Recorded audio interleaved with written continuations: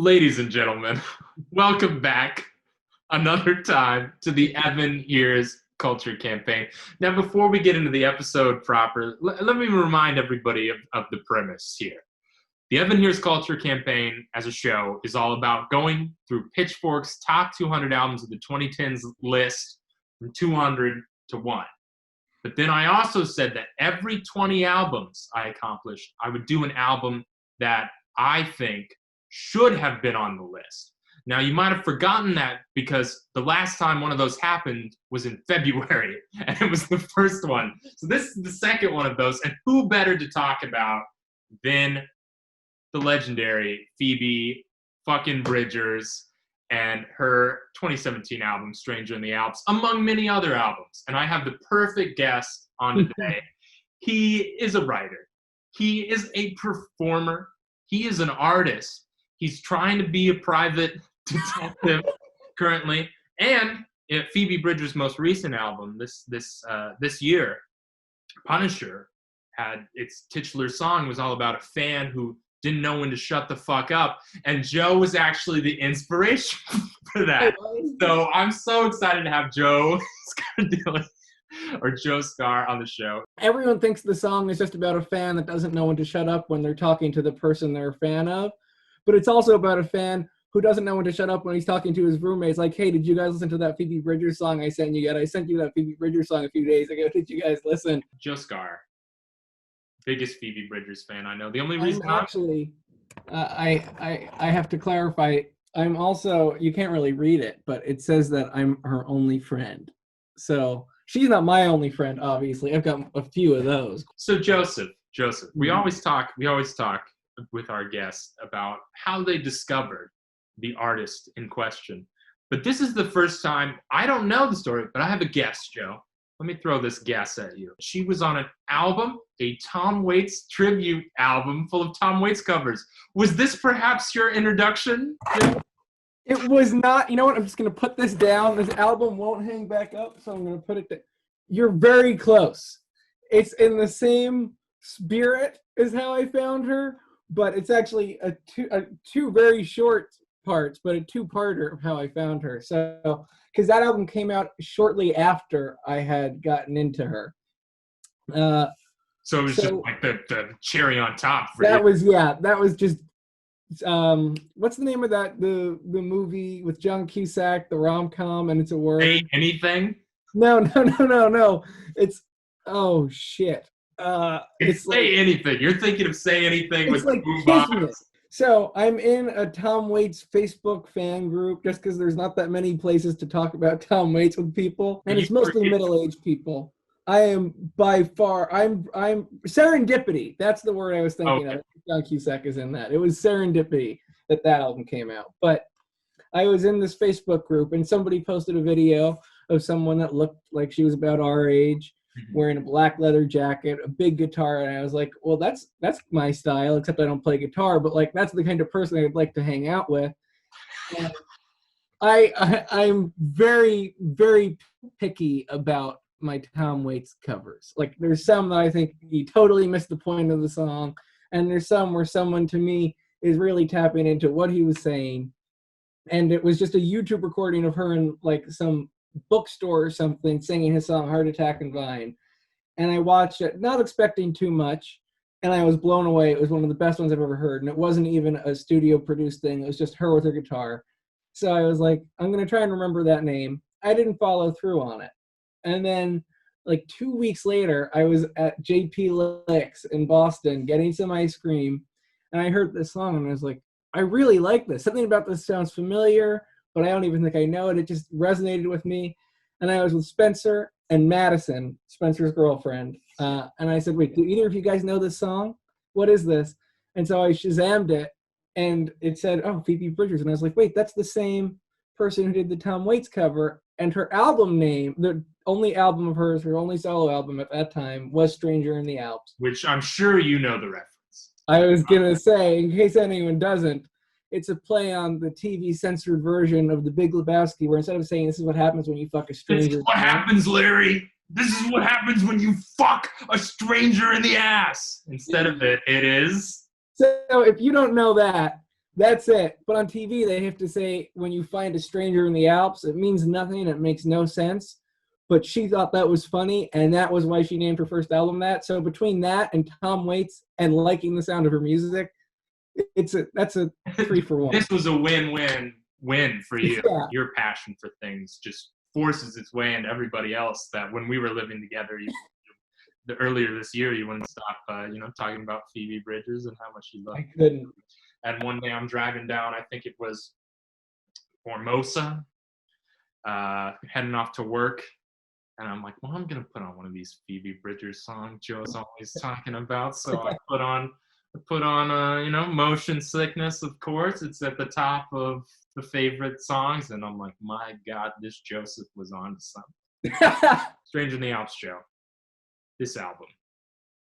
Just, what are your thoughts? Well, I liked it enough that I got a t-shirt of it. This is going to sound so pretentious, but in terms of like a lyric that just hit me and connected with me, Motion Sickness, I love. That's such a great song. And I love how it's got like that sleepy, dreamlike kind of sad quality that her music has, but it also sounds like pop rock in a cool, like in the best way. But then one of the first lyrics of hers that I remember like really hitting me, and in a weird way, to me, it sums up my experience with just going in cold listening to her music, is I didn't know you then and I'll never understand why it feels like I did. That was how I felt about her music, even just hearing it in that ice cream shop. I was like, I maybe have heard this once, but it feels like it's unlocking a deep memory, like it's something I heard 20 years ago in the car with my parents or something, and instead it's something that's only 3 years old. So it has this weird lived-in feeling, and that just connected with me and with most of my close friends. Even though I know that's also got elements of romance to it, that line, but I do have that feeling with a lot of people I'm close with, that it's like, if I'm really close with you, it feels like not, oh, we hit it off really quick. It feels like there was some pre-existing bond and we finally only just got to meet. You're one of those people. So I am. Yeah, of course you are. So that's something that just, I was like, wow, someone else said that. Okay. She's both very good at saying things that are simple in a profound way. Like, I'm so blue all the time. Mm-hmm. Jesus Christ, I'm so blue all the time. Always have, always will. That it's a sentiment that we all sort of share. But she makes the simple profound and then just throws some lyrics at you that are completely original. You're like, what are you talking about? Saying with an English accent. Why? Why? That's the magic. That's why it clicks with me, because exactly what you're saying. There's something she says where it's like, someone just put one of the lifelong universal truths into 5 words, and I don't know how she did that. And then she says something like, why do you sing with an English accent? Or, you lived in a van in the back of a campground. And it's like, hold on. Well, what is that? Is that literal, or am I missing out on a metaphor? And I'm a big fan of genius lyrics, and I try to use multiple sources, that I'm not going by one interpretation. But I love finding out if I don't get something. I'm okay with thinking about what it means to me, but I do want to know if there's an explanation from the artist out there. And with so many of those weird things in her songs, it's like, that was just a literal biographical detail I put in there because, that's what I was writing about. So I figured I'd put that in. It's like, you made it work. Well, what are your favorite songs off of it, Joe? I mean, Motion Sickness is everybody's. Right. That's just. Big Phoebe Bridgers. Yeah. That one is the one that, even though I think she's got a great spot in her career right now where it's not like being so overexposed that suddenly people are going to turn on her in 5 years. I don't know. But she is the it girl. She's the work it girl right now. Yeah, she is. That's why they messed up on this previous list. They needed to start currying favor earlier. So my favorite song, Smoke Signals, because the melancholy aspect of that one, where it's like this incredibly poetic song about sadness and boredom together and friendship, just all of that, the way that mixes in her stew, really work. I know that sounded really weird. Yeah, the albums are kind of stews, though. That's how I feel. There's I mean, even what you were saying, it's those complex ideas and then these really simple literal things, but they take on such great, like, her personal stories are able to be given a universal meaning because she knows what context to put them in. So that's something that really hooks me. Smoke Signals, Demi Moore, Chelsea. You know what I'm really grooving on? Would You Rather. Would You Rather is great. Become a favorite of mine. That was one of the first ones that I never remembered the name, but it always clicked with me. Yeah, I love that. I love that they're it's almost like they're having a duet, but they're not. Yes. Them are listening to the other one. This is where Phoebe Bridgers is really, really quite a lyrical gymnast, I suppose you could say, in the way that she straddles this line of all the songs that she's produced all have some angle of sadness or some angle of depression, but you can tell they're sung with a wry, like, upturned lip and a little twinkle in the eye that, like, these may be some sad lyrics, but we're having a fun time making music. That's exactly what resonates with me, is that she's able, you know what, especially these days, everyone's fucking sad about something, if not everything.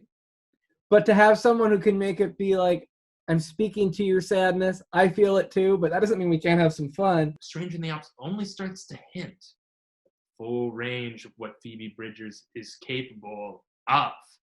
We just did the last episode of this show was the 1975, which does have a Phoebe Bridgers connection. Yes. But the 1975 is like, look at all the things we can do. Please, we can do so many things. Where Phoebe Bridgers is like, oh, you guys didn't know I could do that thing? Oh, that's right. I forgot. I'd never shown you that thing before. The Better Oblivion Community Center is like, oh, this is just hardcore rock and roll here. Yeah, exactly. You're probably a bigger Better Oblivion Community Center fan than I do. I've listened to it a million times, but I'm not good at paying attention, so I'll admit that. But, I mean, one of the things that really stood out to me, that I listened to one song, and I think this is, in my opinion, it's definitely subjective, but one of my favorite marks of good songwriting is they have the song Dylan Thomas. And one time I played it for my dad, and he was like, oh, I heard that months ago. You didn't know that? I like that song. He's like, great. I hadn't heard it. I love all her music. And then I was reading. So it's like a great, catchy rock song, and you can totally just listen to it and be like, I love the energy of this. Yeah. And then it's so good. Her and Connor Oberst? I think it's Oberst. She is by far my favorite member of Better Oblivion Community Center. By far. Yeah, me too, man. It's my favorite take because it's such a safe take. Whereas if you go to Boy Genius, then you start getting people who everyone's got their preference with that. But if let's go to Boy Genius. Let's go to Boy Genius. You like Boy Genius?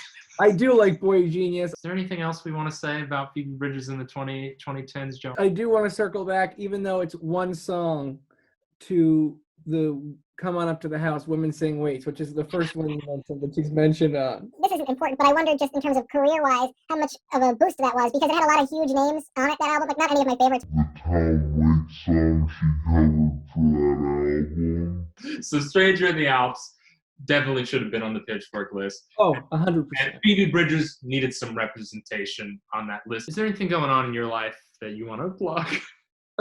There's not much going on, but I will plug one thing from the past. When she signed the album, I met her in person. I know you know this, but in case anyone watching doesn't, wonderful in person. Like, I was thinking, there's no way she's going to be as cool as I want this person writing this music to be.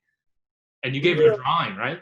I did give her a drawing. And she was very kind and appreciative. I don't know if it was a good drawing, to be completely honest. I have to say, not only should you stream her music, but if you get the chance, give her a casual hello in person and see how friendly she is. Your plug for this show is to meet Phoebe Bridgers. Yeah. Joe Scar, selfless as ever. Thank you for coming on. Thank you so much for having me.